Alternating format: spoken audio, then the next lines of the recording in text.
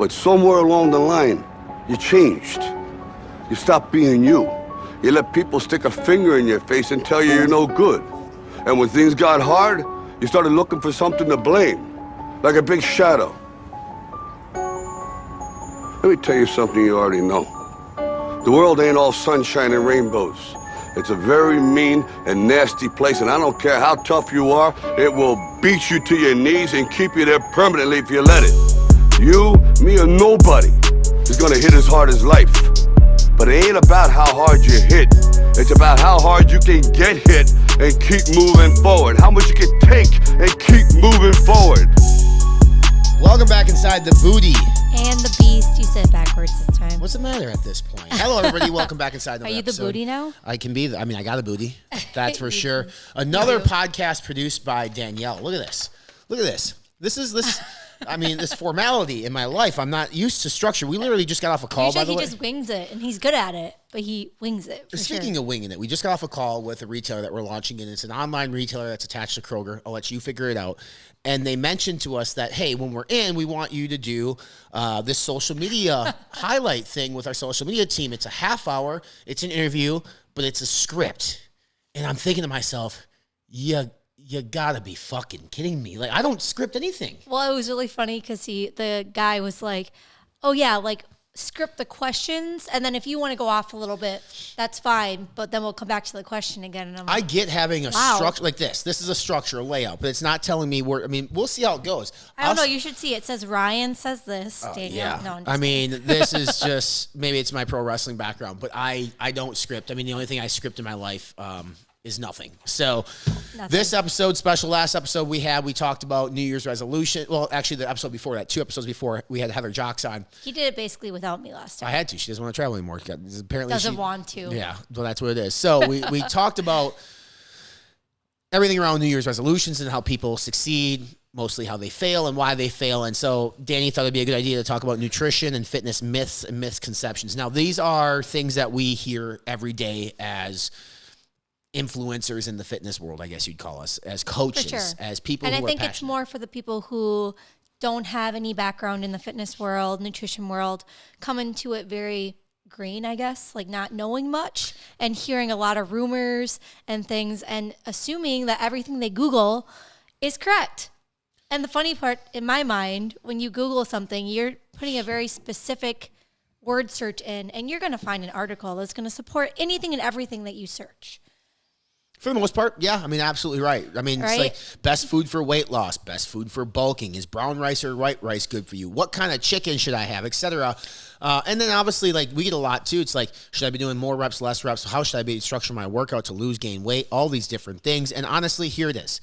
There is no perfect answer for a lot of these questions. It depends on who you are as an individual. Everybody's different when it comes to their nutrition. We're built differently. We are, especially for reps and all those things, it depends on your goal, right? Like, I mean, now the science will show, like, and we're going to talk about some of this stuff, like if you're trying to promote hypertrophy and muscle growth, like less reps, more weight, things of that nature, but you can still gain muscle on high quantity of reps. Like, it's not impossible, but so like we just want to guide you in the direction of the knowledge in which we know. Now, we'll say we do not know everything at all. Obviously there are not. times where we get questions where we're like, what the fuck is the answer to that one? Yeah, and, for sure. You know, I will have to Google. And then when you Google, you go down a goddamn rabbit hole trying to figure out, right? Because how many websites, like healthline.com, might be one of the biggest bullshit websites out there. Well, there's tons of blog articles. Even WebMD is garbage sometimes. And I actually mentioned this later on, but like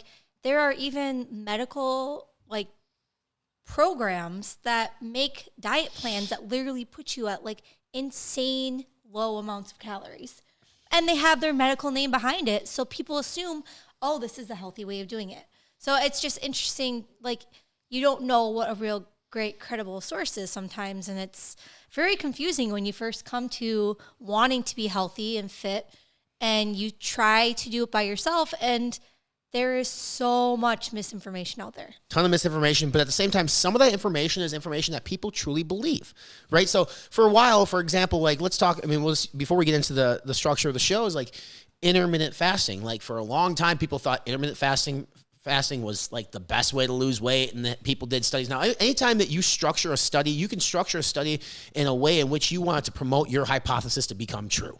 Okay, so that's why you always have to look at some of the data. Like, is it when it comes to dietary supplements, is it a double-blinded, placebo-controlled group? Like all these different things, right? And what things were controlled and who are the participants? Like, there's no such thing, I don't believe, as a perfect fucking study.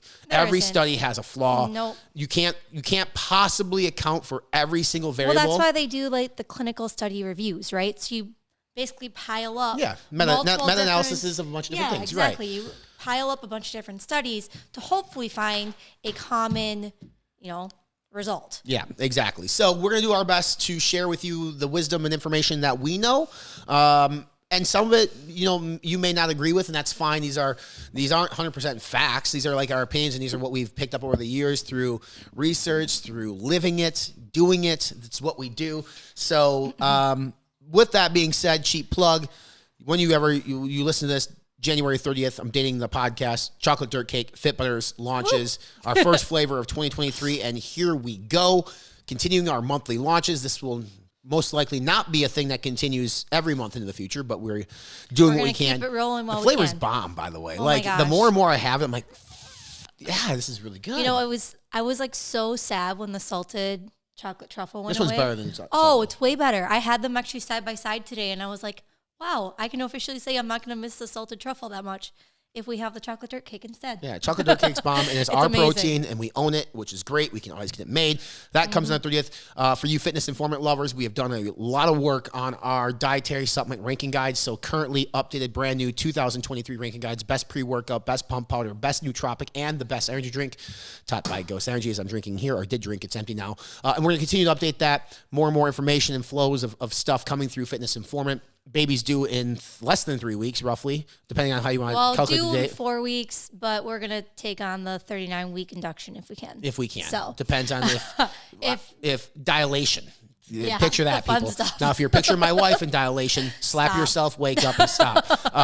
But then she'll be back doing some female content on the channel, so we're excited about that. Super All excited. right, topic number uno. Look at that Duolingo All right, skill. so just to start off, there's a ton like, hey, way to go, honey, you're getting your Spanish in Espanol. Nothing? You need me to cheer you on? I or said what? uno, and you couldn't even give me a goddamn compliment. This is what marriage is, people. This is what marriage is. You do I good feel like things, I have you go to cheer above and you beyond. on like our toddler. Yay, Ryan. Thank you. All right, so I found a ton of articles. There's no way we're getting through this whole thing. Let's dive into it. Yeah, I was going to say, it's just kind of a highlight reel. We don't have to go through every single thing. But we will, because that's what we do. So Okay, shoot from the hip. So, eating healthy is too expensive. So I agree, it's not too expensive. However, recently, like if people were going to say like eating healthy is expensive, it's like bullshit. A carton of eggs is $1.50. That's not the case anymore. A carton of eggs is like $10. It's super sad. It is sad. However, I mean, like we just bought a bag of jasmine rice from Walmart, like 20 pounds for what, like $10? It was super cheap. So it all comes down to where you go, finding the deals, and really when you think about what is healthy, it's going to be the whole foods. And yes, if you buy all fresh vegetables, if you go for all of those things, of course it's going to be more expensive, but also you're not eating out, which hopefully will save you money. And then also you can do frozen vegetables, which you can buy like a pack of frozen vegetables for $1. Here's what people don't know about frozen veggies. And I'm going to tell you because I worked on a frozen vegetable business. And when frozen veggies are frozen, right? So they go, think about your fresh vegetables, right? They get picked from the fields, get put on a truck, go get washed, sanitized, not bagged, but then they get like, shipped off to the local produce mart where they then take their time to put it out into the produce section, right? So by the time you get that vegetable at your local market, it's a week old at least, if not longer, probably at that point. Yeah. Frozen Especially veggies. in the winter here. This is the truth on frozen vegetables. They are picked, they are washed, they're picked, transported, washed, frozen immediately. Your frozen vegetables are more fresh than your fresh vegetables. Facts. Most people don't know that. Like, your frozen veggies get picked, transported, washed, and frozen all within a matter of like a day or two versus you going to the store and getting a fresh vegetable. Now, I'm not trying to deter you from getting fresh vegetables because fresh vegetables are great. Like, I think I love to taste them a lot better. Right. And like, personally. So like we've bought like frozen Brussels sprouts before. I think they were pre-cooked. I don't know, but they were shit. They were garbage, right? So there are certain ones that are better. But from a nutritional standpoint, frozen and fresh, zero difference. And it's also how you cook them. And Ryan actually brought this to my attention. I grew up with a fresh garden. Like, I have fresh veggies almost always. And so I cook them with a cover on them. If you cook them without the cover, if they're frozen, all the water kind of like cooks off. So they're not soggy. And I learned that from you. Oh, because I'm a smart genius. Another thing. Yeah, I hate soggy vegetables. Another thing disgusting. about veggies and meats. This is gonna be controversial for some people. I'm gonna piss some people off with this. Yes. Organic doesn't fucking matter. My dad would support that. For nutritional content. Now, where organic does matter is being an organic farmer, you use less water, and it's better for the earth and the environment because you're not tilling all the time and releasing nitrogen into the air. So it's kind of like grass-fed whey protein isolate. It's fucking stupid. There's no benefit nutritionally, but you like happy cows. So if you're somebody who supports happy animals, healthy environment, and we should all support a better environment. But with that being said, our society cannot be supported by all organic farms and fields. It's not possible. If you look at an organic farm, I grew up on a farm, guys. If you look at an organic farm versus a farm that uses the fertilizers, the conventional farm, GMO, all those things, I'm sorry, but the yield or the amount that it produces is nowhere near what it's less. You just can't produce enough for your our yield society. Is less, so it costs more. That's why you guys pay it's more. more expensive.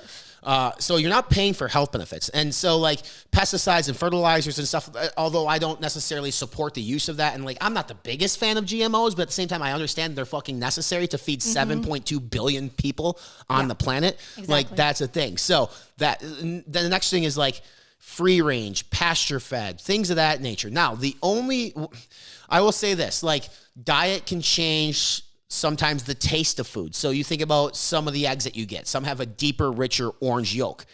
Fact, it is no more healthy for you than the one that looks white as a ghost, okay? No. They're creamier. They might taste better. But from a nutrition standpoint, not better. No. Pasture-raised chickens, things of that nature. Again, from a nutrition standpoint, minimal, if anything at all, based on a vegetarian or whatever diet they have. The one area in which there is a benefit is grass-fed red meat. Grass-fed beef, because you're with the omega-3s that come through on fats, is good. And it is. I think it tastes better. Now, her dad, who I love him. I still, to this day, can't really taste the difference. Her dad, I love him. Insane. He thinks that grass-fed tastes gross. It doesn't. But he hates it. I'm trying to tell you guys, like, there is a benefit to grass-fed, okay, in terms of nutritional content. But it's not, albeit huge. So you as a person, when you go down the produce section or meat section and think, well, if I'm eating healthy, it's got to be free range. It's got to be organic. It has to be XYZ. You don't have to do that. Especially if you, like, depending on what your diet looks like beforehand, just think of making the step of being healthier from what you were doing before. Right. If you were eating potato chips and pizza and all these things, you don't need to jump to like the most drastic change in the world. Right. Like there's no reason for it. What you were eating before was probably way more garbage than the step that you're making right now. So there's a lot of things. Eating healthy, can it be expensive? Sure. It can be, but it depends on how expensive you want to make it. It also can be expensive to eat unhealthy if you're buying ice cream and cookies and chips because you eat that shit so quick. You snack. A case of soda is like $7. It's horrible. So, I still bags of chips to are like this day $5. can't understand people who drink soda. I can't relate. It just, in my mind, I'm like, how do you drink that much sugar and calories? But I also know a lot of people who have said this before, eating healthy is too expensive, yet they drive through Starbucks every single day. Oh, yeah. They have the highest package of cable television. They have the most expensive cell phone, right? So healthy or expensive is relative. It's just transferring your, expenses to a different area. So, another thing too is like if you have an Aldi, right? Like an Aldi is super I was expensive. Gonna say Walmart, that. I love Aldi, and like that was like my young adult. Like this is where I shop everything.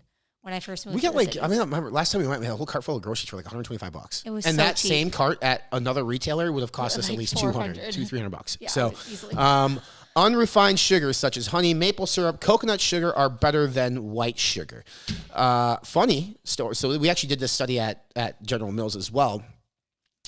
Cane sugar is cane sugar. Like I mean, even you can look at Lane Norton, for example. If you guys follow Lane Norton online, like there are studies that say that people who consume high fructose corn syrup, like high fructose corn syrup over white sugar or over honey, there's no difference in terms of like weight gain or addiction tendencies. Sugar is sugar. Yeah, I mean, has the same amount of carbs, has the same amount of caloric value. Now, I also, from a personal belief, I hate high fructose corn syrup. I think it's a drug, but it's not like necessarily worse for you nutritionally than honey.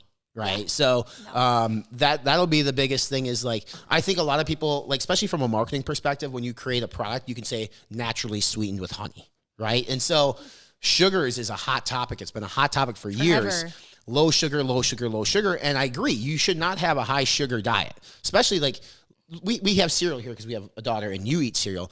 But we looked at Honey Nut Cheerios the other day versus Cinnamon Toast Crunch, which Cinnamon Toast Crunch is coated in cinnamon sugar. The same amount of grams of sugar in both. It's 12 grams in both. I laughed so hard because Ryan was like, don't give her the Cinnamon Toast Crunch. I'm like, she loves it. And I'm like, and it's the exact same as the Honey Nut Cheerios. Exact same. So again, it's all relative. Again, I mean, it's in your head. Right. But I mean, so then to an extent, obviously. Then there's all these studies like sugar's addictive. It's not addictive. What's addictive is, it's not, I wouldn't even say it's addictive. The feel good that your body releases L-DOPA when you have things like chocolate. It's the feel good molecule, which makes you essentially like want to have that. Not necessarily addicted. It's not addicting. Right? It's there's no addictive tendencies to chocolate. Like from a scientific standpoint, it is not addictive. But you like the feeling of being happy. You don't need chocolate. It's like a runner saying they're addicted to running. Yeah. It's the same thing, right? You release that happy hormone and you want to do more. That's what it comes down to. Fats are bad. We deal with this a lot with Fitbutters. I love it. Oh my goodness. I know. That's why I was like, ooh, this is a good one. There are certain fats that are bad. They are. Trans fats. For sure. Yeah, exactly. So obviously there's different types of fats, right? But there are so many things in your body that need fats to function that they are not bad. You cannot cut them out. You should never cut out any macronutrient, right? You have the protein, carbs, and fats. You need a balance. They're study. They're all essential. I believe there's a study done on professional sports athletes who had suffered ACL tears. And I have to go back and look this up. But one of the common, because we've seen more and more ACL tears over the course of major sports organizations, and a lot of it being players are more explosive, we're hitting harder, we're faster, we're quicker. But one of the things that came from that research is our body fat percentages are lower.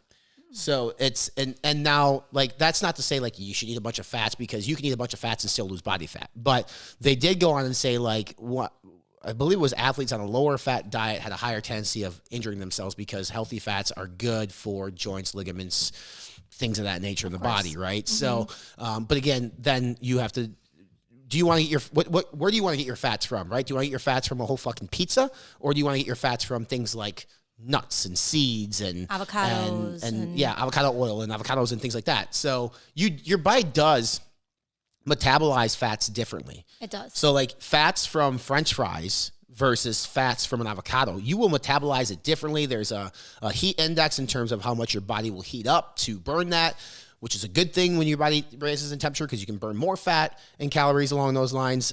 So 1 gram of fat is not created equal. And that's one thing that we talk about at Fitbutters a lot. It's like, you get 14 grams of fat. Well, it comes from coconut oil, which is a saturated fat, which a lot of people are like, saturated fats are bad. Well, out of that saturated fat from coconut oil, 80% of that is MCTs, which you burn off as clean fuel and you can use that as energy. So although the label is a saturated fat from a coconut oil, 80% of that, I believe it's 80 or 90% of that is MCTs, which is, I mean, how many people are putting fucking MCT oil in their coffees now? And like how much, our bodybuilding coach had you take MCT oil to help. Coconut oil, actually, he specifically had me use. So, I mean, it's not like you, and so I think so many people are like, I need fat-free this, fat-free that, fat-free everything. It was like, I think like at one point, someone decided that the best way to cut calories was just to cut out an entire group of macronutrients, right? Except so for we protein. saw that. We never cut out protein. Well, yeah, which protein, we shouldn't. thank the Lord. But like carbs, for instance, right? Everyone ran away from carbs as well. Fats. Still do. Right? Like there's that going to be that person that thinks if you just cut out this entire group, then obviously you're eating less and you're going to end up losing weight. And that's not the best way of doing it. It's not. Well, you already talked about carbs. I mean, carbs are the devil. The devil. Jesus fucking Christ, Atkins, John right? Atkins. What are you doing? Yeah. I don't know if his real name is John Atkins. Whatever his first name is, he doesn't deserve to have a first name. He got sued in tears. He died, I think, of the fucking diet he was promoting. It's just like, listen, Carbs are energy, the cleanest source of energy. If you are exercising in any way and you tell me that you should cut out carbs, I'm going to call you crazy because you will not have as much energy as if you ate carbs. So Atkins, keto, whatever it might be, like when you cut an entire macronutrient group, of course you're going to fucking lose weight. If you're not replacing those macronutrients with something else, you're going to lose weight because you're putting yourself into a caloric deficit. So these studies like Atkins promotes weight loss and keto promotes weight loss and fucking intermittent fasting promotes weight loss. What's the one thing that is in common in all those things? You simply have less calories. It's not rocket science. Calories really in, calories out. That is the equation every single day. And we deal with it a lot of times. Like, our clients will reach out to us. I read this, I heard this, and should I not be eating this? Like, honestly, you can eat whatever the fuck you want. I wouldn't recommend it all the time, but you can literally eat whatever the fuck you want and lose weight as long as you're in a caloric deficit and your metabolism is keeping up with your basically your lifestyle and choices. That being said, you're gonna feel better when you're eating whole foods, healthy foods, right? Like because you're getting nutrients and you're getting vitamins and things that you need to function. Exactly. Yes. Everybody should be taking a multivitamin today. I also remember seeing those girls that would just literally not eat all day and then have a pizza at night, fitting in their macros so they could have their cheat meal. And I'm like, well, that's not exactly the best way of doing it. But I guess if that's how you want to be at the calories that you need to be at, all right. Like you can do it however you want. But what's telling, and we've talked about this literally every day, I think, when people know how much they're eating and what they're eating, they tend to eat like less. They feel full quicker. Because they look at what they write down, right? So, like, there's a book that we have here. It's called The Paradox of Choice. I believe that was the book it's in. Mm-hmm. They do a study with 2 tables at like a Buffalo Wild Wings. One table, bone-in wings, they would leave the tray of bones on the table. The other table, they would have a waitress or a waiter go around and periodically pull the bones away, so they'd keep on eating. The table in which they pulled the bones away, so that way the people eating on that table did not realize how much they were eating. Ate 33% more than the table that knew. So just knowing how much you're eating right there tells you to stop. There's a cue for it. So when you start tracking and you realize, it's amazing how many times we talk to somebody and be like, well, I don't think I eat that much. Chances are you're probably you're doing one of 2 things. You're either drastically undereating or you're drastically overeating. So one of the things before we did our coaching together, I had friends that would come to me and ask me how to get started, right? So my first thing I would have them do is track what they're currently eating, make no changes, and track exactly what they're eating in a day and see how many calories they're taking in. Now, just tracking alone and knowing that you had to put it into their system, you know that they're eating less, right? Like the mental idea of having to write down everything you eat and drink, even if you're trying to stay on the same trend that you're normally on, you're going to eat less, right? But then you suddenly transfer over to counting what we give them, and they're like, oh my God, this feels like so much more. I'm eating so much. And the amount that they're entering ends up being more, right? You're entering more line items, but you're eating less in calories than what they were eating. Every one of my clients I've had so far has responded saying, I'm eating way more and I feel full nonstop. Every single one of the girls that I've coached. Big reason is because you're eating foods that satiate you. Yep. Are high in protein. When you're eating and vegetables processed, that many of them probably don't eat normally. Yeah. And those things fill you up. And it's funny because I'm like, just because you feel full doesn't mean that it equals the amount of calories that you're eating. No, it doesn't. I mean, it's called the satiation point of food. That's why, even Fit Butters, it's a very satiating snack / craving crusher, helps fill you up. So I will tell you, having people write down what they eat. If you ever gave somebody a sheet of paper and say, write down what you ate yesterday, they're going to fucking lie to you. They will not tell you the truth. They will underestimate what they ate. And it's a natural trend, though. Even if you How many calories do you think you eat a day? I probably eat 2,000 calories a day because that's what they see on these fucking labels. So they assume that's probably the diet about how much I'm eating. Yeah. So and it's just crazy. It is crazy. So detox diets, juicing. Jesus Christ. Why? I remember there was someone, I can't remember who it was, but one of the girls I knew in college that did a lemon juice, lemon water, whatever it is. Yeah, and they drank only that for 3 days and ate nothing. And I'm just I can't even like understand. There's like, other ways to clean out your system. Just eat clean. It's crazy to me that like people actually think the best way to have a cleanse is just to stop eating altogether. I lost 10 pounds on it. Of course you fucking did. You didn't eat anything for 3 days. There's nothing in your GI tract. Like, my God. That doesn't mean you're losing actual weight. You're just fucking dehydrated as shit, or you just have nothing in you. You have no nutrients. You have sugars from whatever juicing that you're doing. Okay, with that being said, yes. Like, if you're simply drinking something or juice or whatever it is and not eating, you're probably going to lose some inflammation and bloating and that kind of thing. Like, sure, I understand that. But the second you start eating again, especially if you go back to the old way you were eating, you're going to gain it right back. Like, I mean, you could say, look at the people who take Herbalife. I mean, it's just like, oh, I lost a bunch of weight in Herbalife. That's because you replaced a whole fucking meal with a 200-calorie shake filled with a bunch of bullshit. I was one of those yeah. people. So there's so many people that don't. Of course, again, calories in, calories out. They give us one colorful meal a day. Don't eat before bed. Don't eat before bed. I'm an advocate of like not necessarily eating right before bed, unless if you're. But it's more about how you feel. Right. It's not because you're going to gain weight. No, I mean, at that time. When you talk about like, okay, you're going to eat something and you're going to go lay down for 8 hours. Your body's still burning calories during sleep. In fact, you burn a lot of fucking calories when you sleep, especially if you get a deep REM sleep. Like, that's why sleep is so important for recovery and weight fluctuations. And it also depends on like what you're eating before bed. Like, I don't have an issue with like a casein or a cottage cheese or egg whites or something like that before bed. Like, I don't think you should eat a half a pint of ice cream before bed. I don't think that you should. You shouldn't eat that at any time of the day, though. I mean, unless you're me. But I mean, yeah. So there are certain things, but the common rule of thumb is like 2 hours before bedtime. You shouldn't eat. That was like something that I grew up hearing all the time. Is like, don't eat after 8 p.m. or 7 p.m. or whatever time. But in reality, the big reason that is you've already probably eaten your allotted amount of calories for the day. And people usually at that time end up snacking, giving into their indulges, their cravings, and end up overeating at that time. So I think that myth kind of came from people snacking and having things they shouldn't have at that time because that's when they give into their craving.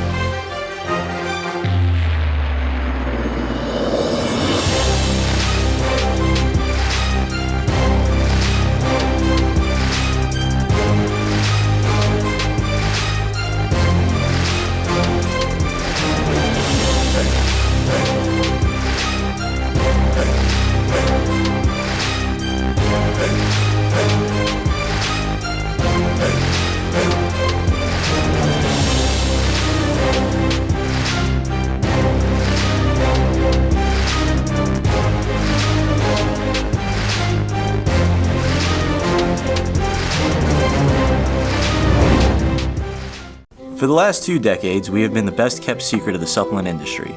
We've kept our heads down and worked. We pioneered full label transparency and full therapeutic doses because we believe that truly hard work requires truly effective tools. 2 decades is a long time to commit to one pursuit, but when you act with purpose and become centered in yourself, eventually you realize that you were born and bred for this.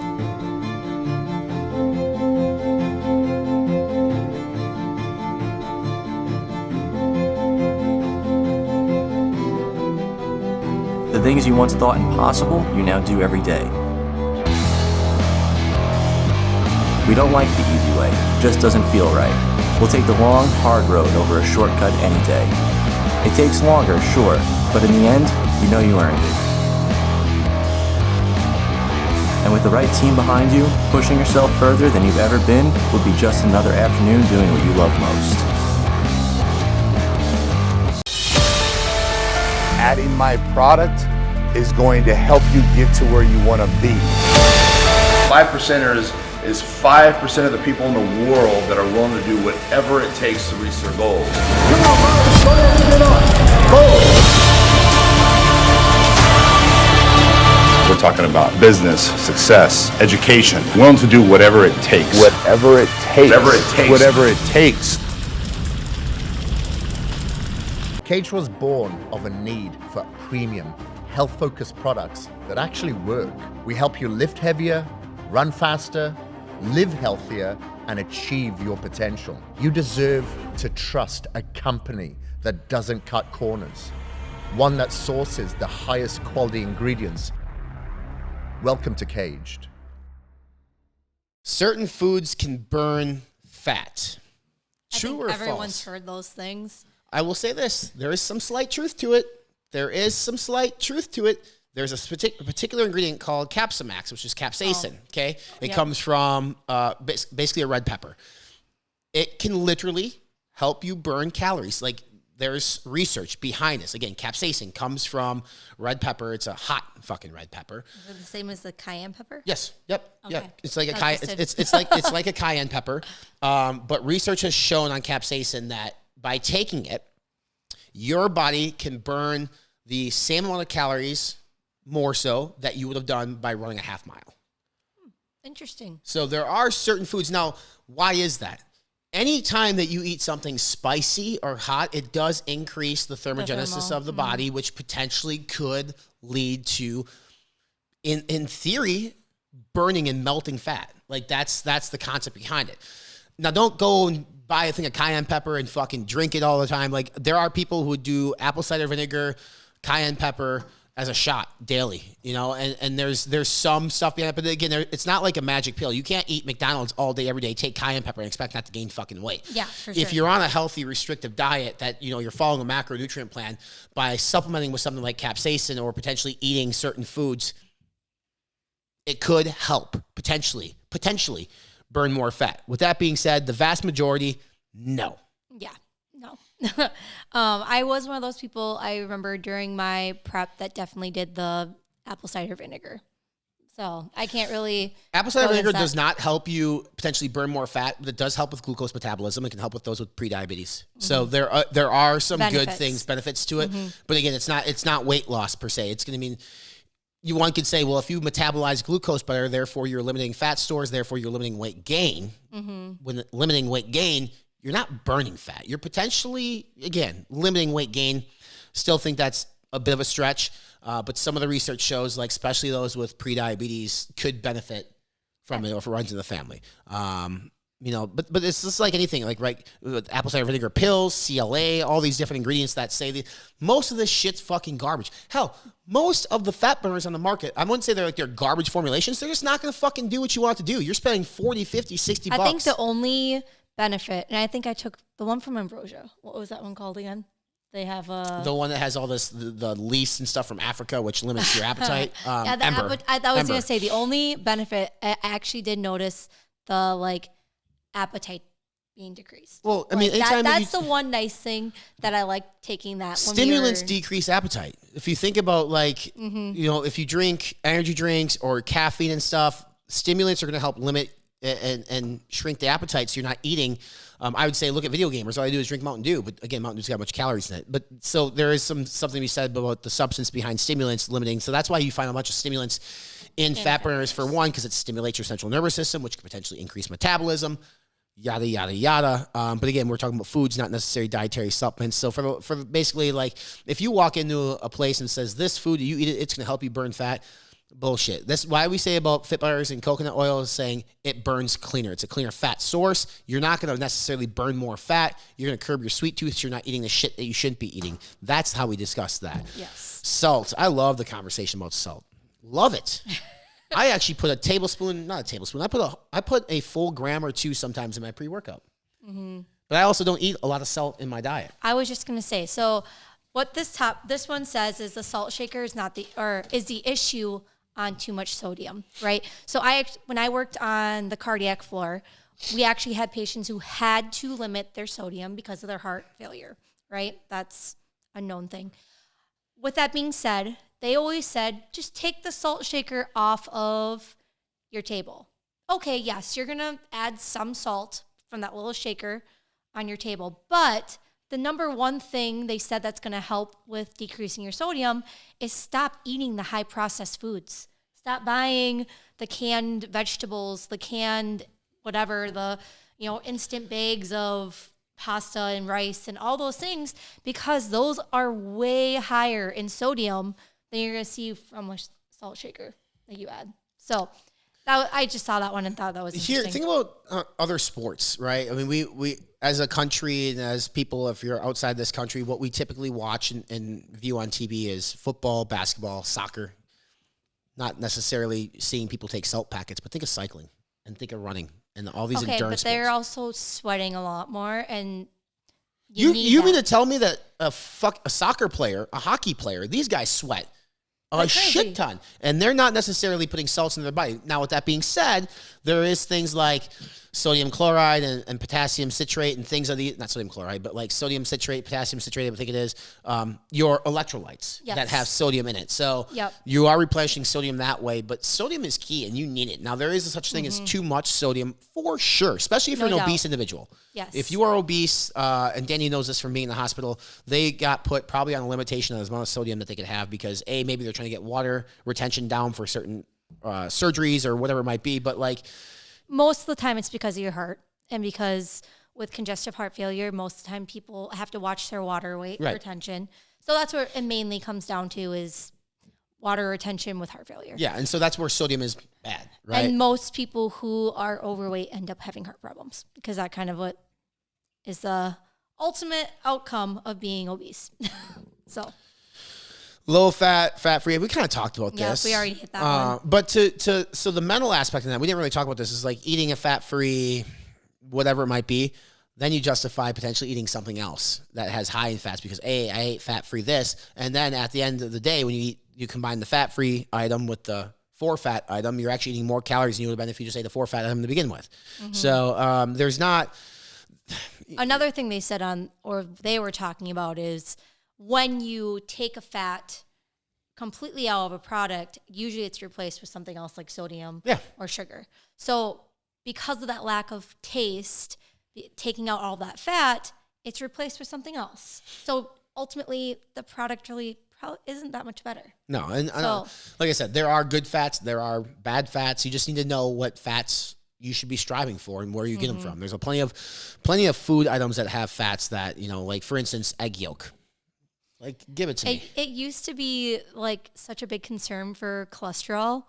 It's really not. No, unless it's like fried and like in oil and nastiness. There is not enough cholesterol in eggs to be of any concern. Mm-hmm. So, all right. And then next one is gluten-free is always better.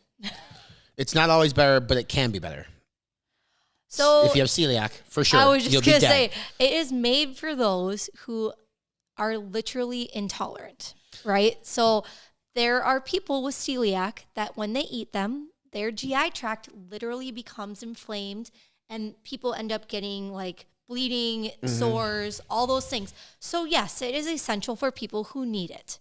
With that being said, if you are not intolerant, it does not make it healthier. Maybe I should read up on this too, but I thought there was a stat about like how a certain percentage of the population, they may not be technically celiac, but they have a hard time digesting gluten versus non-gluten. So therefore, like going on a gluten-free diet for them is better because they can digest the stuff. Like eating gluten's not going to kill them. I don't think it's a high percentage. I know like lactose, majority of adults are lactose intolerant. I was just going to say, that's actually what I was going to say is when it comes to people who are having issues with digestion, like when I worked in GI, most dietitians would jump to lactose and dairy products way before they would start cutting out any type of gluten. Yeah. And so like, we could talk about dairy as well, but I mean, that's not necessarily a myth. Like literally your body as a toddler, as an infant, you produce more lactase, which is the digestive enzyme that breaks down lactose, which is found in milk, yogurts, etc. So like during that stage of life, I was, and somebody said this to me one time, I just thought was interesting. And the same thing can be about humans too, right? Like cows feed their babies via the tit, via milk. Humans feed their babies via the tit, if they can, via milk. But then at some point you stop and you give them foods. Mm-hmm. So there's a reason for that. Now, there are some research out there that suggests like, drinking milk later on in life can lead to different things like, tumor growth and things of that. I don't know how much about it I believe yet, but I do know that when I cut dairy, for the most part, out of my life, I feel way better. I feel 100 times better. We drink almond milk in the house. I think, and this is actually something I've noticed in general. When people eat whatever they want for a long period of time, people are kind of blind to noticing any of that like bloating feeling and all those things. But then when you start eating cleaner, you cut out things like, for instance, I started drinking almond milk instead of having dairy foods or dairy products and things like that. When I reintroduce those things, then you start noticing those like uncomfortable symptoms that you may not have noticed before. Well, I know like you have a hard time with ice cream. Very hard time. I actually do not like ice cream at all because I usually feel sick every time. Right. And it's not because you eat too much, just because of... I literally will have a few bites and feel sick after. I will say like I process like whey protein powders, but that again, the lactose is primarily either 100% removed or it's very little, like 4% overall.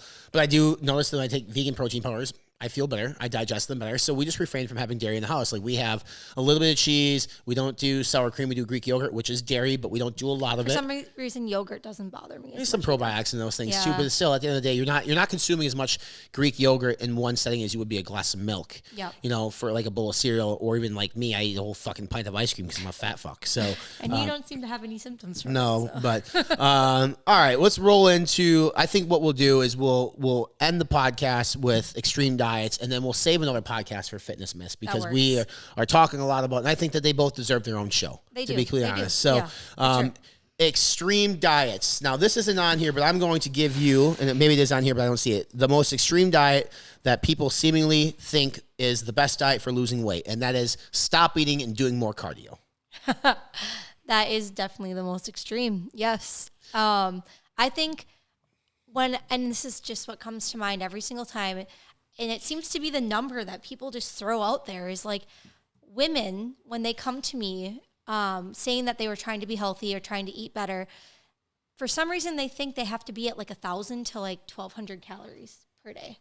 And I just sit there with my mouth wide open being like, why? I eat that for breakfast. I'm like, it blows my mind. Of course, and we've already touched on this, if you are going to be in a caloric deficit, you are going to lose weight. So initially, yes. Let's say you were not tracking anything before, you were eating whatever you want, and suddenly you decided today, yes, I want to be healthy. You went online, you found a website that said eat 1,200 calories a day. I'm going to tell you, yes, you are going to lose weight. And then suddenly when you fall off that train because you are hungry, you can't eat at that low of calorie amount for a long period of time because you have no energy, all those things, and you eat what you were eating before, you are going to gain more weight than you probably weighed beforehand. Mm-hmm. And that is because you killed your metabolism. A lot of people are like, oh, your metabolism doesn't slow down. Here's what is amazing about the human body. Whether you're religious or not, whoever created this human body created it in a state in which it seeks a constant state of homeostasis, meaning it constantly wants to maintain maintenance right here. Balance. So when you subtract calories, your body is like, if it doesn't have excess fat and stuff to burn either, or even if it does, sometimes like, wait a second, something's changed. I'm not being fed. So the metabolism will eventually start to slow down a little bit because it's storing more as fat to be in survival mode. So that's why we see with a lot of people, that when we coach people and we see them, we don't take them down right away to 2,000 calories or whatever it is. If they've been eating 3,500 calories a day, we gradually go there. So we gradually take the metabolism with us because tanking the caloric intake can tank a lot of things, including your hormone levels. Mm-hmm. And that is a fucking dangerous game to play that can be really, really harmful to that individual. Amen to that. Look at some of we've both done bodybuilding before. Danny's done a show. I prepped for a show. It may be one of the most unhealthy things on this planet. It's as unhealthy as getting a ton of weight. Let's be real. Like being in a major caloric deficit for a long period of time, training your body in a situation. Feel it. Like if I don't know, even if you haven't been on the prep yourself, maybe you saw someone else that's in a diet or whatever, you don't have the energy to even walk. Like I remember literally having to force myself to go on a mile walk. Now, if you know me, I can go out and run usually like 5 to 6 miles on a typical day without even training beforehand, no problem. But I don't even have the energy to walk a mile when you're eating that little calories. That should tell you it's unhealthy for you. And obviously, from a female perspective and standpoint, like you lose your menstrual cycle on these extreme diets. And they tell you to expect that. If you can literally, if you're not on steroids, birth control, right? If you don't have a menstrual cycle every month than you typically would, and you just all of a sudden don't have it, can you really look in the mirror and say this is healthy? No. That is a natural part of being a female. And this is coming from a dude who knows it. And I know it for plenty of reasons. I'm married to one. I have 2 little ones. I get it. Like men, for us, like if you don't regulate your testosterone, thankfully I do, like when you're on a prep, so if you're doing a natural prep, you can have issues with sexual drive and stamina and energy, like a ton. That's not healthy. Like it's not, but we do it because it's a goal in mind. Now, a lot of people aren't doing bodybuilding. They're just cutting calories and doing cardio because they were told that that's the right thing to do. They think that's how you're going to lose weight. And yes, for fuck's sake, you are going to lose weight. 100% going to lose weight. It's not the way to do it. It's not the way to do it. It's unsustainable. You can literally, I don't do cardio very often. Like I get steps in and stuff. You can lose weight and not do cardio. Can cardio help? Absolutely. Absolutely. Should you do cardio for losing weight? You should be doing cardio for cardiovascular health. I was just going to say. To improve this. This big muscle here is the most important muscle in your body. That's why you should do cardio. You shouldn't be killing yourself in cardio to lose calories. Like it's insane to me, but there are people out there, coaches who do this. And we talk about hormonal levels and the fact that it can impact infertility or fertility levels. Like my wife didn't think she could get pregnant because she didn't have a cycle for 2 years, 3 years, which we don't know why that happened, whether it was a combination of the use of birth control, if it was extreme exercising. That stemmed from way younger, but then I got Nexplanon, which is like the implant in your arm for birth control. And so your period just goes away completely while you're on that for like 5 years. So who knows when my actual problems came about. But again, you were on an extreme dieting program. Like you were overtraining, you were under eating, and that didn't do any even good. Before my bodybuilding prep, I started doing macronutrient. I did all this teaching myself, right? I never had a coach. I looked things up online, used some calculator I found. And then when I wanted to start cutting, I would simply cut down the calories. And if you saw how long I was in the gym, I was doing multiple workout classes a day. I would be lifting. I would go run and train for my half marathon. I was probably spending a good 4 to 5 hours working out a day. It's stupid. And it was insane. I can look in your eyes and say you were dumb. I was dumb.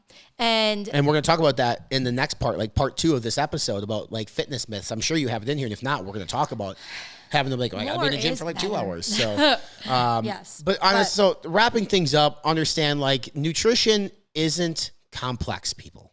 Like don't overcomplicate nutrition. Think about our grandfathers and our great grandfathers and grandmothers and what did they eat? And I was telling this to Danielle the other day. I said, and you may have a lifestyle choice that you make that you can't do this, and that's fine, and you'll figure out ways to do it. But if it grows in the ground or feeds off the ground, chances are it's probably good for you. Like it's a good source of something. Now, with that being said, a ribeye steak is going to be unhealthy compared to flank steak. Like a sirloin or a flank or some leaner cut of meat, right? But at the end of the day, I'd rather you grill up a ribeye than eat like overly processed bullshit from the center of the store in abundance amounts because it never satisfies and satiates you. So you're eating a bag of chips and you're eating a whole pizza. So, I mean, you just got to understand, like, that's the biggest thing. And you don't have to buy into some marketing fucking bullshit. Like, it doesn't have to be.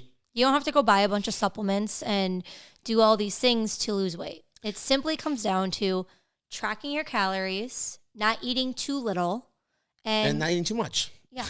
Very simple, right? Like, you find your balance. There's obviously some calculating that goes into that, and that is where coaching and that kind of stuff, if you really feel lost, comes in handy.